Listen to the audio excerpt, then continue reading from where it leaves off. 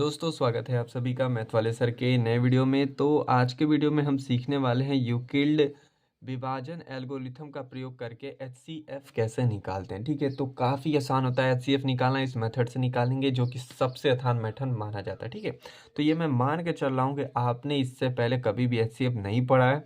उस लेवल से मैं आपको समझाऊंगा और बिल्कुल आराम से हिंदी में डिस्कस करेंगे। तो चलिए वीडियो को स्टार्ट करते हैं। ठीक है, सबसे पहले आपके सामने क्वेश्चन गिवन है। पहला दो तीन एग्जाम्पल है, मैं सब कराऊंगा लेकिन पहले एक एग्जाम्पल को देखते हैं।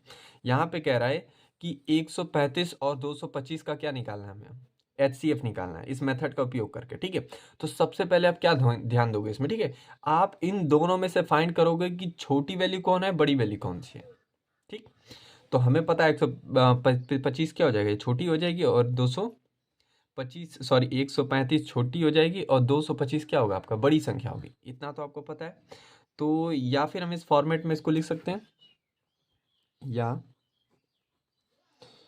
125 क्या है आपका, ग्रेटर देन है कि लेस देन है, लेस देन किससे, 225।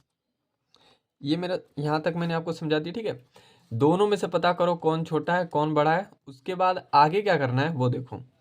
आपको सिंपल इन दोनों को आपस में भाग देना है। भाग देते समय इस बात का ध्यान रखिएगा कि आज जो छोटी संख्या है वो बाहर लिखेंगे और बड़ी संख्या को अंदर लिखेंगे।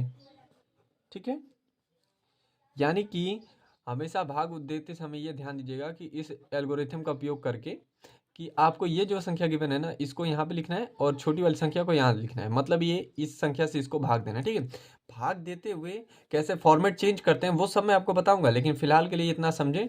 जब क्वेश्चन गिवन हो तो दोनों में से छोटा बड़ा देख लें, जो बड़ा है उसको अंदर डालें और छोटे को बाहर डालें और आपस में भाग दें। ठीक है, भाग देना काफ़ी आसान है।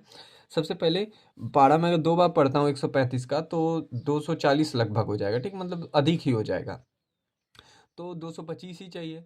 तो मैं ज़्यादा पारा ले नहीं सकता, तो एक बार ही लेके जाऊंगा भागना। भाग देना तो आपको आता ही होगा, नहीं आता तो पिछली वीडियोस देख सकते हैं।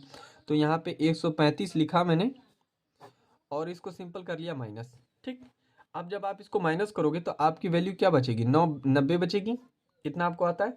जैसे यहाँ पे माइनस करके देख लो ना, 5 में से 5 गया 0, फिर ये हमसे 12 हो जाएगा हासिल लेके। ठीक है, 12 में से 3 गया तो 9 हो जाएगा, और यहाँ पे 1 बचा, 1 में से गया तो 0, यहाँ पे 0 लिखेंगे नहीं, तो 90 बच गया। ठीक है, अब यहाँ पे आपको क्या करना है कि हमेशा इस बात का ध्यान रखिएगा कि जब तक शेषफल 0 ना आ जाए, इस एल्गोरिथम का उपयोग में यही लिखा गया है कि जब तक 0 ना शेषफल आ जाए तब तक क्वेश्चन को सॉल्व करते ही रहते हैं, आगे बढ़ते ही रहते हैं। ठीक है, तो 90 को फिर आगे भाग दीजिएगा।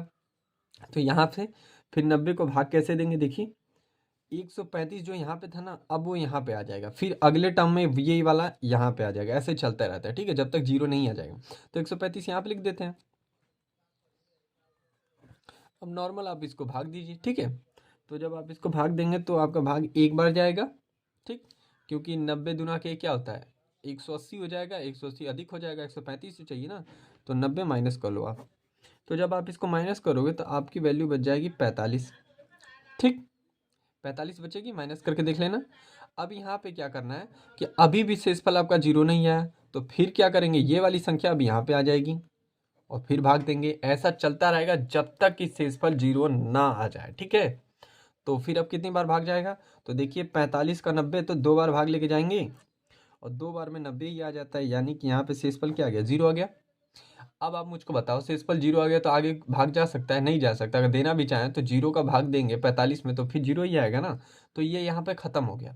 तो जो लास्ट टर्म यहाँ पे भाजक जो लास्ट आता है ना, वही आपका एचसीएफ होता है। ठीक है, तो शेषफल यहाँ पे आपका 0 हो गया और अंतिम भाजक जो है आपका, वो आपका एचसीएफ कहलाता है। ठीक है, तो उसको यहाँ पे हम लिख सकते हैं, एचसीएफ ऑफ किसका किसका निकालना था, 135 एंड 225 इज इक्वल टू 45।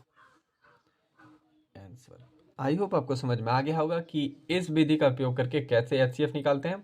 तो मिलते हैं अगले वीडियो में, तब तक के लिए पढ़ते रहिए।